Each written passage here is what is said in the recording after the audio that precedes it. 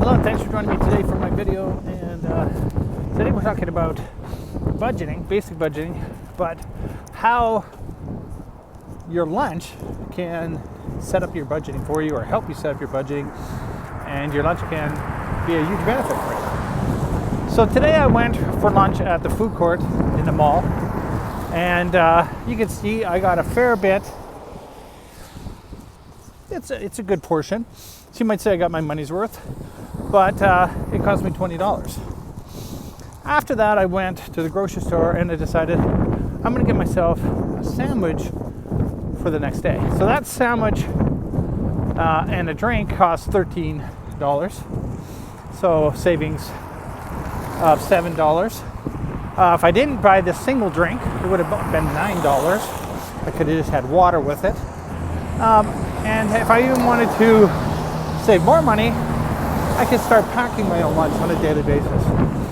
I could buy a whole loaf of bread for a lot less than that, and I can make several lunches. On top of that, there's lots of things I can do. Get all your own condiments, you can get all your sliced meats, whatever you want to put on your sandwich. You can make your own sandwich and probably do it for approximately, we'll say, $5 a lunch, right? Now, I'm not pricing it out exactly, but just to give you some kind of idea that you go from spending $20 to $13 to $9 to, all of a sudden I'm only spending $5 per lunch per day. That's 25% of what I spent at the food court. Now, I'm not trying to put all the people in the food court out of business, but this is about your budget and how you're going to improve your finances and get the things that you want to get. Now, if you look at it and go, I just saved $15 by that idea, and that's $15 a day times 5, right? 5 days in a week. Wow. Did I really just save that much money? I can be putting that towards my traveling, because traveling's the thing I really want to do. I'm not really that excited about going for lunch at the food court every day. It's just a little lazy, convenience. It tastes good. It's a good portion. All these things you kind of go, yeah, but sandwiches are boring. Well, make an exciting sandwich then, right? Do something to help yourself. What do you want your money to go towards? What do you want to get for yourself that's going to help you? The food court people, they're selling you something so they can make money, right? So them making money is for them. How are you helping you? How's this going to help your budget? And that's where you got to go with it. Now, if you're living paycheck to paycheck, you might be going, okay, I've got to pay down my debt. I got to put an emergency fund. I have to put towards my savings. But in the long run, you can say, I can use it to any one of the things that I'm budgeting for, and I can make that happen by spending less on each lunch. And as I just demonstrated, you can spend up to 25% of what your actual going out for lunch is. And if you're eating at some place a little bit more ritzy than the food court, you're probably saving a lot more. So tomorrow I'm going to have a savings of roughly 40%, roughly 40%. And I'm not actually calculating it, so you just have to go with 40%, whether it's right or not. But it's not 50%. And it's not 25%. So there you go, I'm going with 40. And I know that that's going to save me money from potentially eating at the food court. Right? So that's going to be helpful. The next day, I'm going to make a lunch, and that's going to save me 75%. So I'm going to make a sandwich,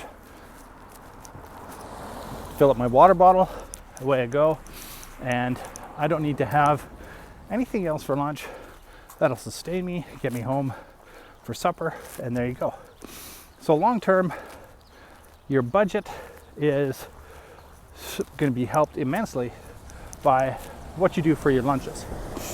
Now, Right now we look at lunch as a variable expense because if I'm eating someplace different all the time, it can vary all the time, which is going to vary my weekly, going to vary my monthly.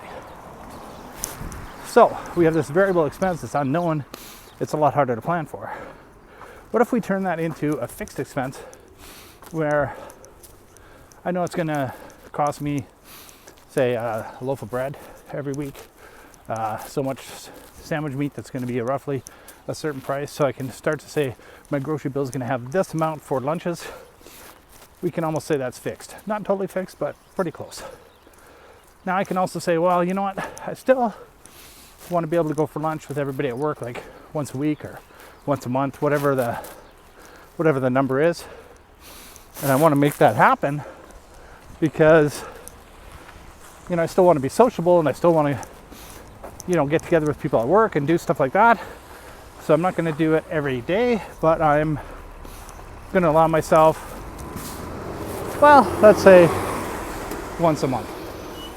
Once a month, go someplace a little bit nicer. I'm going to allow myself up to $50, which comes out to about $12. I've now changed that variable to a price that I can afford on a monthly basis, $50, and it translates to $12.50 on a weekly basis. So as you can see, that weekly expense or daily expense of $20 now really comes out to about $12.50 a week. And if I'm under $50, I'm even better off, right? Because I'm capping it out. I'm now putting a cap on it, and I can say fixed budget, $50 a month, done. I'm not going to go over it. I allow myself once a month to go for lunch, and whatever that is, it's got to be under $50. And on top of that, when I'm under $50, I have extra savings, so therefore that expense does not go that expense does not go over that amount. So I know I've now created a fixed expense that I can count on it being that much or less because I've set my own rule. Now, if you don't follow your own rule, obviously your budget's not going to be very successful. The more you can follow the budget you set, the better. But setting little rules like this for yourself will help you save money, will help you save for the things you want to, help you pay off debt, and put more money in your pocket. Cash flow is really the thing that you need to focus on because the cash flow is going to help you get set up properly. Right? So remember, this is to help you. This is not to hurt you. You're not taking away from anything. I'm not taking away lunches. I'm giving myself cash flow so that I can do things that I need to do things I want to do, and allow myself to set up financially. So if you like this video, go ahead and click subscribe and like. I hope it helped you out. If not, follow along. I'm going to keep adding on to these videos and hopefully cover a lot of basic budgeting that will help you. If you know somebody who needs some help with concepts or just kind of that ideals to get them started on budgeting, please share a video if you like one, and we'll see you next time. Have a good day.